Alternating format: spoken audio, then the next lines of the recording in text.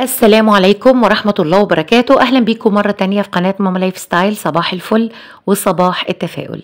أحيانا بنضيع وقتنا وصحتنا على الفاضي لمجرد إننا بنركز في حاجات كتيرة قوي ملهاش أي لازمة.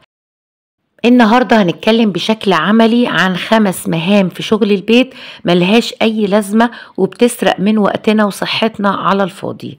أحيانا بنلاقي نفسنا طول اليوم بنلف ورا شغل البيت، وشغل البيت كمان بيلف ورانا، ونيجي بقى نهاية اليوم نلاقي نفسنا تعبانين جدا وجسمنا مرهق جدا، وانت يعني أساسا مش عارفة انت عملتي ايه النهاردة. تيجي تشوفي انت عملتي ايه تلاقي فعليا مفيش حاجة أنجزتيها يعني مهمة قوي. بالعكس انت طول الوقت بتلفي وخلاص وبتعملي حاجات ملهاش أي لازمة وبتدمر صحتك ووقتك ومجهودك على الفاضي. الفيديو بتاع النهاردة هيكشف لك عن حاجات بتحصل يوميا وبتاخد من وقتنا وطاقتنا وانت مش واخدة بالك انها اساس التعب في اليوم، واساس احساسك بان صحتك بتخلص على الفاضي.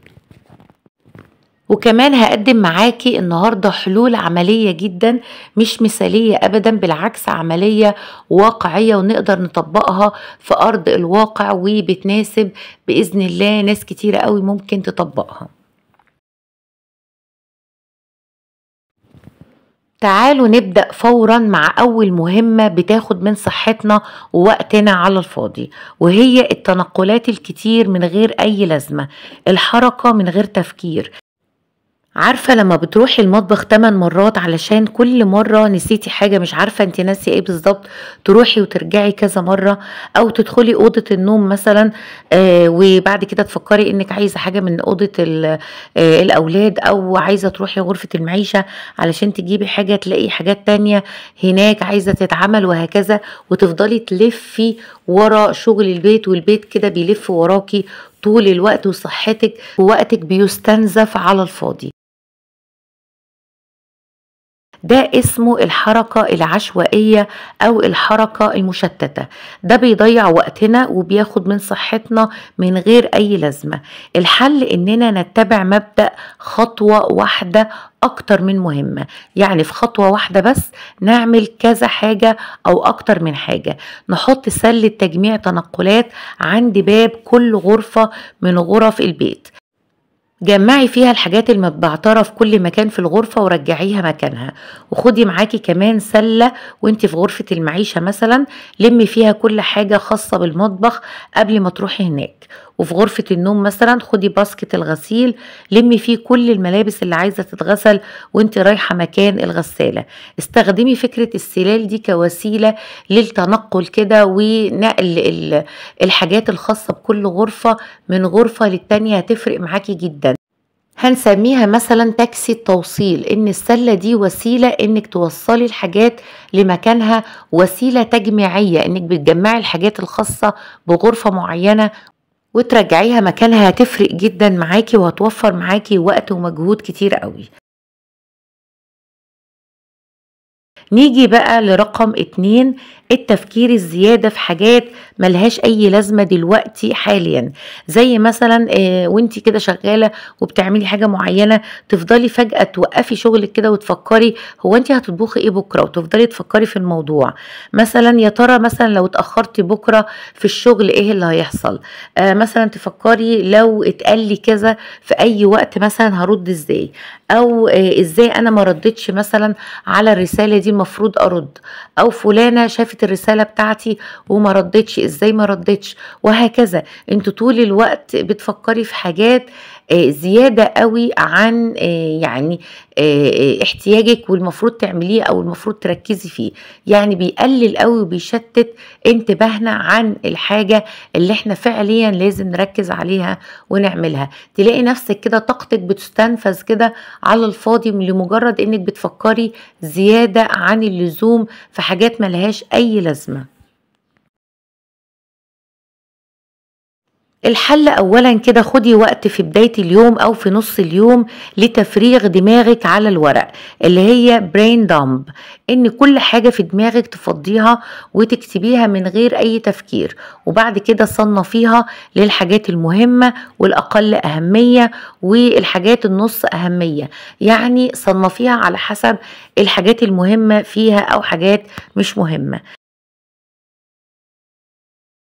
وفي حل تاني في نص اليوم كده وانت بتشتغلي او بتعملي حاجة، لو في فكرة جت في دماغك دلوقتي وحاسة انها مش لها لازمة دلوقتي او ممكن تأجليها تفكري فيها وقت تاني، اكتبيها في قائمة القلق. هنسمي كده قائمة للقلق.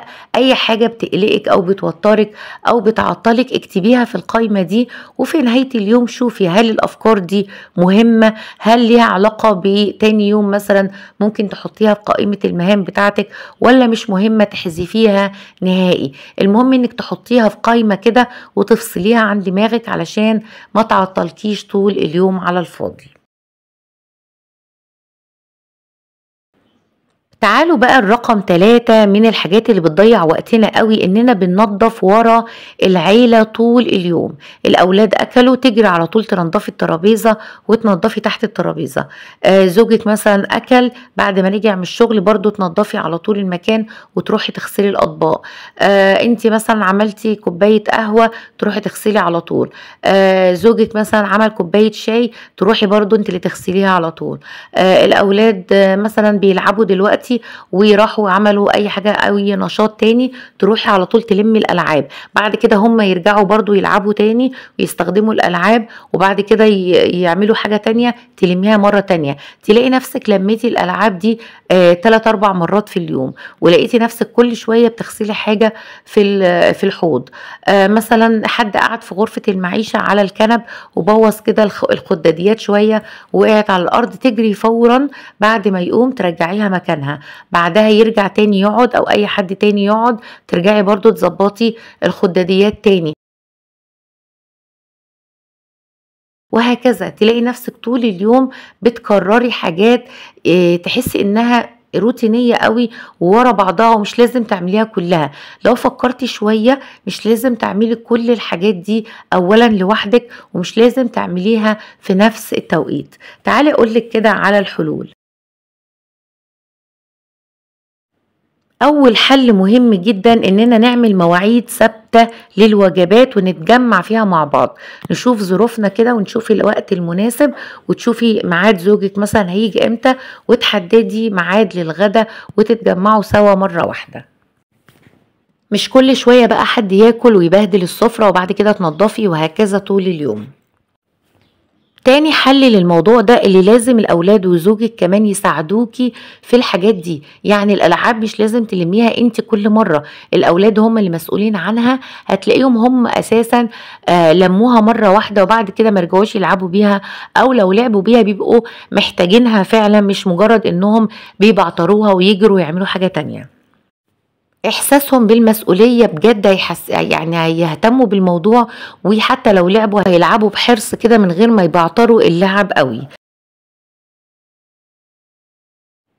رقم 3 حددي ميعادين بس في اليوم لجولة في البيت، رجعي كل حاجة مكانها، مثلا في غرفة المعيشة أو غرفة النوم أو غرفة الأولاد. بلاش طول اليوم انت تلفي، لا حددي ميعادين مثلا بعد الغدا وميعاد تاني قبل النوم ترجعي كل حاجة مكانها. نيجي بقى لرقم 4، المقارنات والزيادة في التعديل طول الوقت، ده بياخد برضو من صحتنا ووقتنا على الفاضي. زي مثلا كل مرة تشوفي حد على اليوتيوب مثلا عامل تغيير في بيته او شايل حاجة مكان حاجة او مغير مكان السفرة مثلا او مكان غرفة النوم، فانتي فورا تفكري انك تعملي ده وتحاولي تغيري مكان في البيت بتاعك، طول الوقت بتحاولي تعدلي اي حاجة تشوفيها بتحاولي تطبقيها عندك، حتى لو انتي يعني الموضوع ده مش مناسب ليكي او ان ظروف البيت عندك مش مناسبة للتغيير ده. زي مثلا انك طول الوقت بتطبقي روتين حد تاني بيطبقه عنده ومناسب ليه هو مش مناسب ليكي، فانت بتاخدي الروتين زي ما هو وتحاولي تطبقيه وطبعا بتلاقيه مش مناسب فتوقفي وترجعي تجربي حاجة تانية وهكذا. حاولي دايما تاخدي اي روتين تحاولي تظبطيه وتعديلي فيه على حسب ظروفك وعلى حسب طبيعة البيت عندك. انك مثلا بتحاولي دايما تجربي وصفات من على النت كتير قوي، تجربي وصفة مثلا مكوناتها كتير قوي وغالية فتجيبي المكونات وتفضلي تعملي فيها، النتيجة ما تعجبكيش ترجعي تجيبي المكونات تاني وتجربي الوصفة تاني كذا مرة لحد ما توصلي للنتيجة اللي انت عايزاها، وغالبا مش هتوصلي لانك بتجربي حاجة ممكن تكون مش مناسبة ليكي.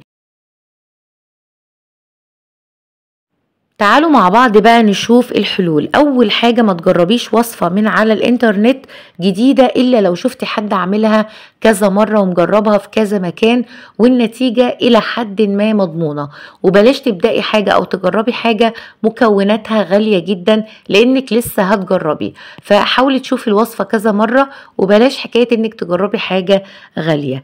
رقم 2، بلاش تطبقي حاجة مش مناسبة لبيتك وظروفك وامكانياتك. رقم 3، كل بيت ليه طبيعة مختلفة، مش كل ما حد يعمل حاجة لازم انت تعمليها بالظبط لمجرد انك عايزة تغيري وخلاص.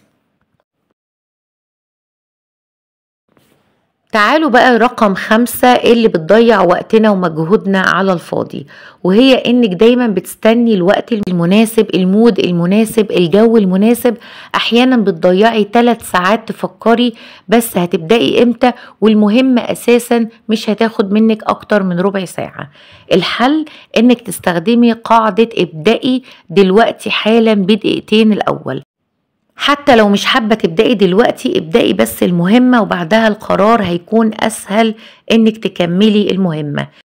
ابدأي دايما في أول اليوم بمهام خصصيها للبداية، مهام جاهزة، حاجات تنفع تبدأي بيها في بداية اليوم كده تكون من غير تجهيز ولا مود.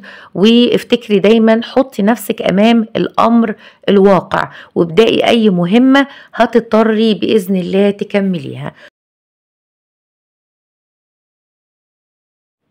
وافتكري دايما ان اللي بيستنزف صحتك ووقتك مش دايما حاجات كبيرة قوي او واضحة، احيانا بتكون تفاصيل انت مش مركزة فيها، او مثلا تكرار المهمة او تنقلات او تفكير زيادة، او انك دايما بتحاولي تسيطري على كل حاجة، او بتحاولي تجربي كذا حاجة كذا مرة وانت مش متأكدة من النتيجة. ومش لازم تشتغلي اكتر علشان تحسي بالرضا، احيانا التوقف عن الشغل اللي مش ليه اي لازمة هو الحل الحقيقي. ابدأي تشيلي من جدولك بدل ما تزودي عليه. انت مش محتاجة على فكرة تعملي اكتر، انت محتاجة فعلا تشتغلي بذكاء اكتر. ده الفيديو بتاعي النهاردة، ويا رب الافكار النهاردة تكون جديدة وبتنفعكم بإذن الله وتفيدكم. صباح الفل، صباح التفاؤل، والسلام عليكم ورحمة الله وبركاته.